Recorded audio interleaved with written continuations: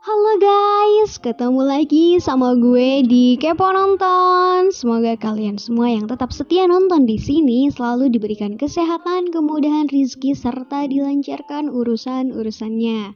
Oke, seperti biasa gue Ijem yang akan nemenin kalian nonton tentunya dengan film-film terrecommended. Nah, kali ini gue mau bahas sebuah film kisah nyata berjudul Han Gongju. Film ini bercerita tentang seorang anak perempuan yang broken home yang mengalami berbagai cobaan yang sangat berat dalam perjalanan hidupnya. So, cekidot, kita bahas. Film dimulai dengan diperlihatkannya adegan Han Gongju yang terlihat dikerubungi oleh beberapa orang dewasa di sebuah sekolah. Dan Gongju tetap bersikeras bahwa dirinya tidak melakukan hal yang salah.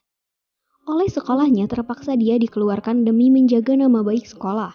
Beruntung salah satu mantan gurunya yakni Lee Nando mencarikannya sekolah baru dan mengantarkannya ke sana.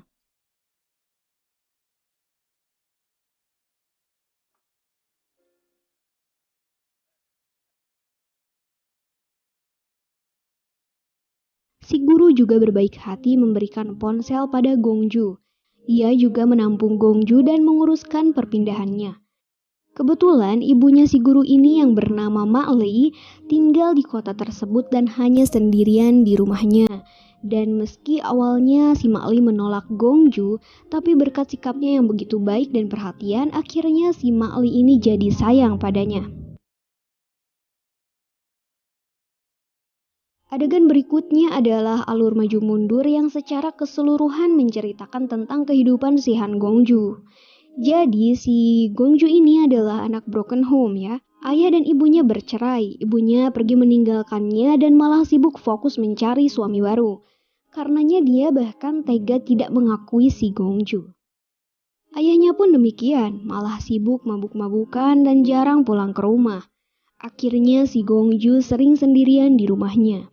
Beruntung dia punya sahabat yang cantik dan baik, namanya Hwayuk, yang sering menemaninya di rumah tersebut dan sering menginap di situ. Hwayuk juga sering mengajak pacarnya bernama Dongyeon. Tapi sayangnya si Dongyeon ini adalah anak remaja yang cukup nakal. Dia juga sering melakukan banyak hal yang buruk demi bisa menjadi anggota geng anak-anak SMU yang nyebelin. Meskipun sering dibully dan dipalak, dia pantang menyerah. Termasuk akhirnya si Dongyeon mengajak geng tersebut main ke rumah si Gongju dan mabuk-mabukan di sana.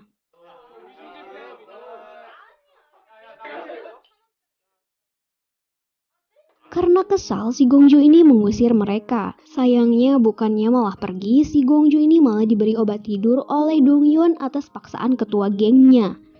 Gongju meminumnya karena Dongyeon berjanji akan mengusir teman gengnya jika si Gongju mau menghabiskan minuman tersebut.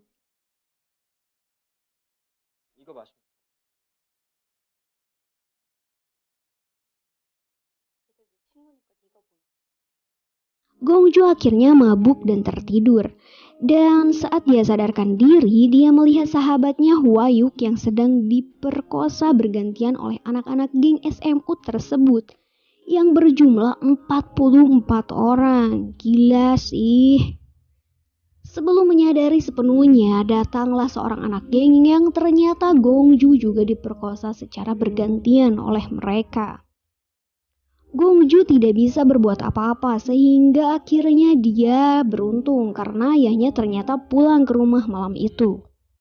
Yang menyedihkan adalah ternyata anak-anak geng SMU tersebut sepertinya adalah anak-anak orang kaya. Karenanya setelah dilaporkan ke polisi bukannya pelaku yang ditangkap dan segera diadili, yang ada si Gongju yang ditekan oleh polisi bahkan lingkungannya termasuk sekolahnya.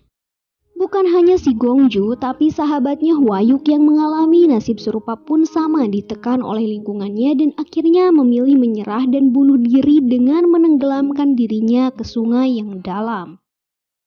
Sejak kematian Hwayuk, masalah jadi lebih sulit. Sayangnya si Gongju yang memang sudah terbiasa mengatasi masalahnya sendiri, memilih mengatasi rasa traumanya dengan melupakannya. Karena saat ditanya polisi, si Gongju ini memilih diam saja dan memilih tidak mau membuka masalah tersebut kepada siapapun. Meskipun demikian, dia memilih untuk lebih menyendiri di sekolah barunya, bahkan berkali-kali jutek kepada banyak temannya, khususnya Eunhee yang begitu baik padanya. Di sekolah barunya, dia juga memilih untuk belajar berenang, karena trauma melihat sahabatnya Hwayuk yang tenggelam karena memang dia tak bisa berenang.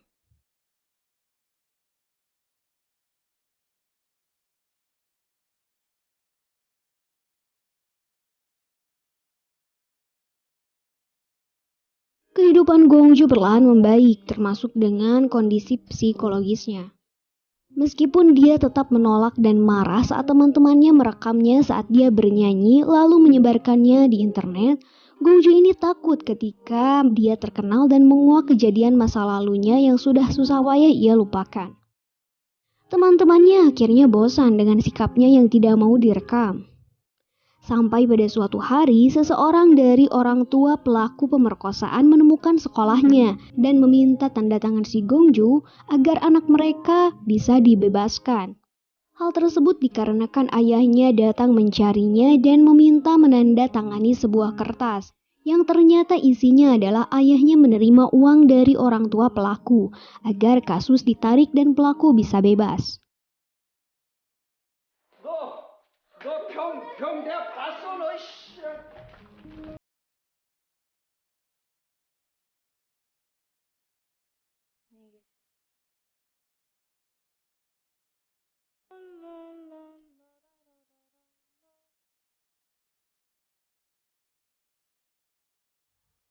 Karena hal tersebut, Gongju akhirnya memutuskan untuk pergi lagi dari kota tersebut.